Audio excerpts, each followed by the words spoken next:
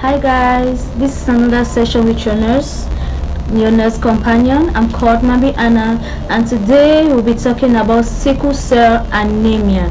But before we do, please, if you're not subscribed to my channel, please do by pressing the notification button. Please like, share and comment on this video. Now let's dive right into the topic. Now, what is sickle cell anemia? Sickle cell anemia, this is when a patient has abnormal hemoglobins in their red blood cells, and this causes red blood cells to become mishappen and break down. Now, the type of hemoglobin we're talking about here is hemoglobin S, but the normal type of hemoglobin is hemoglobin A. A person with hemoglobin A do not have the disease. A patient with this type of hemoglobin do not have the disease. Like I said, the hemoglobin are disc-shaped and flexible so that they move easily through large and small vessels to deliver oxygen throughout the body, as shown on the figure. Patients with hemoglobin A do not have this type of condition. Only patients with hemoglobin S suffer from this type of condition. And one thing we should know about is that hemoglobin S are very sensitive to low amount of oxygen in the body.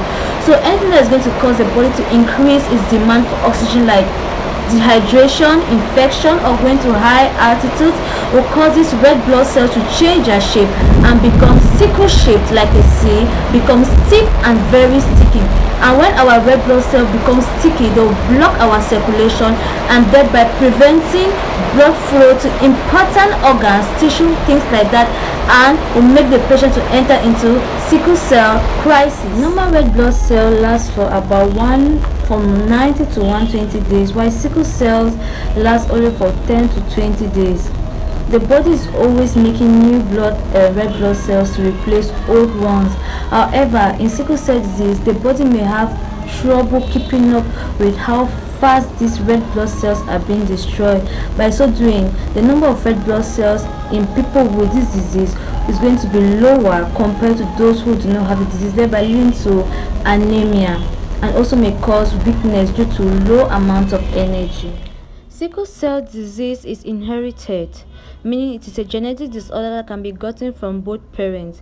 People who have the disease inherited 240 hemoglobin genes called hemoglobin S, one from each parent. A person has a sickle cell trait when the hemoglobin gene is inherited from only one parent, and a normal hemoglobin gene A is inherited from the other parent. And people who have this sickle cell trait are generally healthy and can pass it on to their children. This disorder usually appears around 6 to 7 months of age. However, this varies from person to person.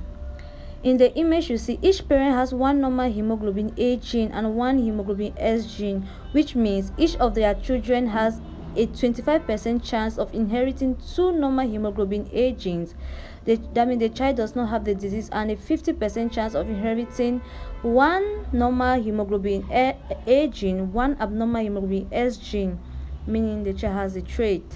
And also, the child has a 25% chance of inheriting two abnormal hemoglobin, that is hemoglobin S gene, hence making a child to inherit the sickle cell disease. Now we'll talk about the signs and symptoms of this disorder.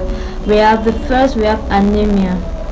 Seeing these red blood cells become mishappen, like they get deformed and break down, leaving a shortage of red blood cells in the body, and low amount of red blood cells, meaning that the body does not get enough oxygen, and this may lead to fatigue, and the person might need to be transfused.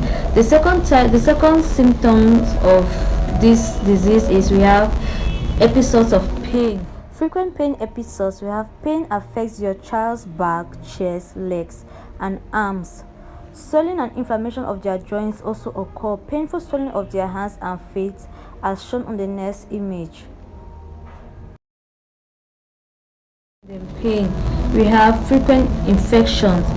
Like this disease may damage the spleen, and the spleen helps in producing blood cells and also removing old red blood cells. So if the spleen is being destroyed, like it also helps in fighting infection. So obviously frequent infection, because the amount of red blood cells, the spleen will even be removing normal healthy red blood cells. Thank you guys for watching.